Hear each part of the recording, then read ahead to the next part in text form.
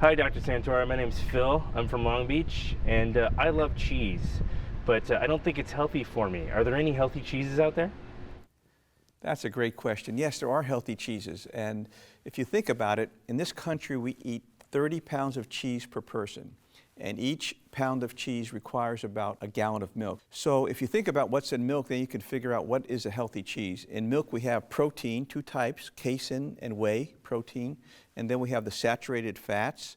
And then we have sugar, which is lactose. Cheeses have some form of variation of all of that. The healthiest cheeses are the most simple cheeses that are made. Cottage cheese is probably the healthiest for a lot of reasons, but it's simple milk that's allowed to curd by adding some type of like vinegar or some other type, or lemon juice, and it turns into the curd, which is the casein. The whey is left aside, but in cottage cheese, especially if it's made from low-fat dairy products, it's very high in protein, and it's very low in saturated fat, and it does have a lot of salt like all cheeses, so you got to be careful of the salt. So look for low-fat cottage cheese as the healthiest. Mozzarella, which is really consumed a lot in this country, is very similar to cottage cheese, but the curd is needed later on. But if you look for a soft mozzarella, with the more liquid it has in it, the more moisture it has in it, the less fattening it is. Watch the salt content, but it's high in protein. Now, ricotta is a little different. Instead of being made of casein protein like all these other cheeses, it's made of the whey, the kind of milky-looking, transparent stuff that you see left over in cottage cheese, and that's what is in ricotta. So it has a little less whey protein. There's a little less protein content in ricotta, but it's very healthy for you.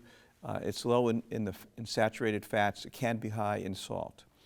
As cheese ages, here we have cheddar, the second most common consumed cheese in the country.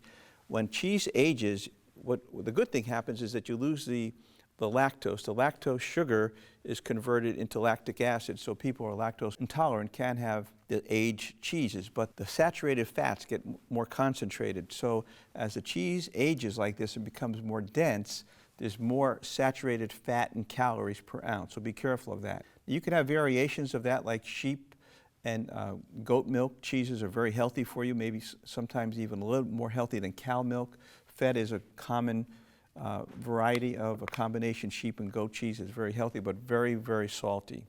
The worst of all cheeses are the processed cheeses that come in a container like that, or the sliced cheeses. They're really processed. They have a lot of oils and additives. They do have some protein, but they're high in salt also.